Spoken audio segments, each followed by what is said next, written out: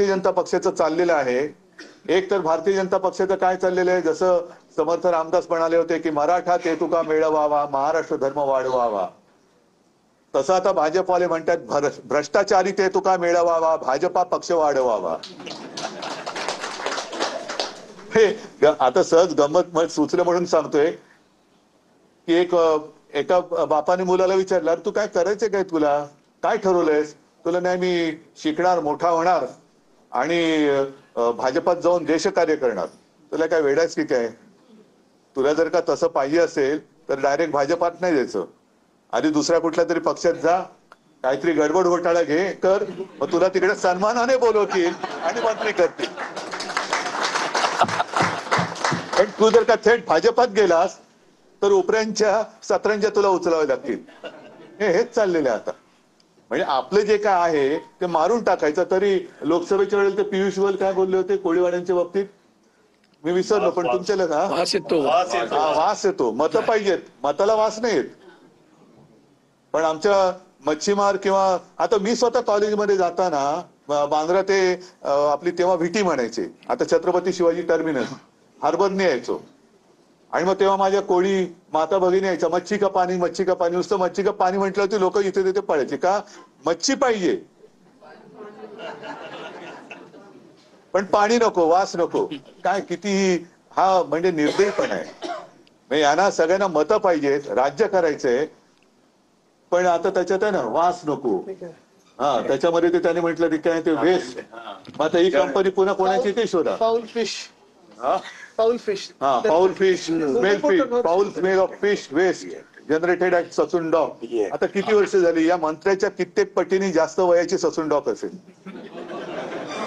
बरोबर आहे, आतापर्यंत कोणाला वास नाही आला.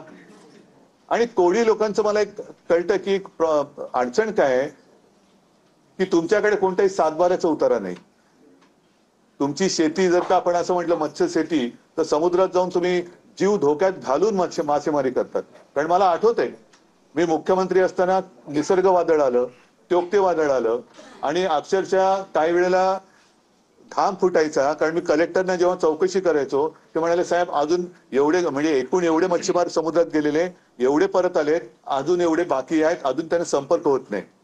म्हणजे कुठे तुम्ही जाता, काय करता, गेले तर किती दिवस राहता, कसे राहता, आणि इकडे आल्यानंतर जर का तुम्हाला अपमानास्पद राहावं लागत असेल आणि तुम्हाला हुसकावण्याची भाषा जर का कोण करत असेल तर तो अन्याय तोडून मोडून टाकल्याशिवाय शिवसेना स्वस्थ बसणार नाही. तुम्ही तुम्हाला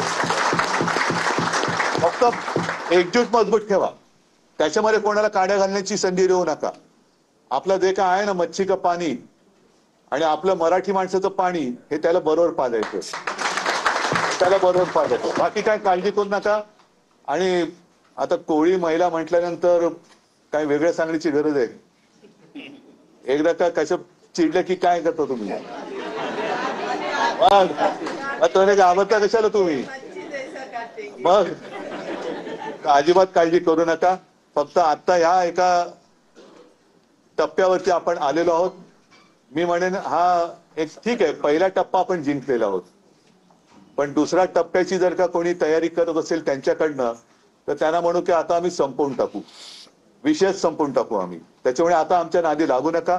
केवळ कोळीच नव्हे तर संपूर्ण आहोत आम्ही, हिंदू तर आहोतच, आम्ही अस्सल मराठी भाषा बोलणारे हिंदू आहोत. कोणाला काय प्रॉब्लेम आहे? कोणाला काय प्रॉब्लेम आहे? असं काय नाहीये की कोणाची अमुक एक धर्माची भाषा ही, असं काही नाहीये. आम्ही अस्सल मराठी बोलतो पण आम्ही हिंदू आहोत. मग तसेच सगळेजण आम्ही एकत्र इकडे आलेलो आहोत, गुण्या गोविंदाने नांदतो आहोत. त्या गुण्या गोविंदामध्ये म्हणजे आम्हाला तुमच्यापेक्षा जास्त खाऱ्या पाण्याची सवय आहे. खाऱ्या पाण्याची सवय आम्हाला जास्त आहे, कारण माझा पण जन्म मुंबईतलाच आहे.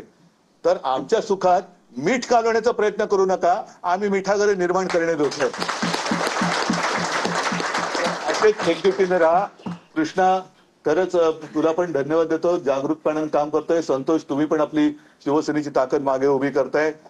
सगळ्याच महिला काय पुरुष काय, म्हणजे अरविंद आहे, सचिन भाऊ, अशोकराव, सगळे आम्ही सगळे सोबत आहोत. आदित्य पण आहेच. तर कुठेही डगमगायचं कारण नाही. एकत्र राहा, एकजुटीने राहा आणि जो अन्याय करणारा अन्याय करायला येईल त्याला अन्यायासकट तोडून टाका. एवढंच तुम्हाला सगळ्यांना सांगतो. धन्यवाद. जय हिंद, जय महाराष्ट्र.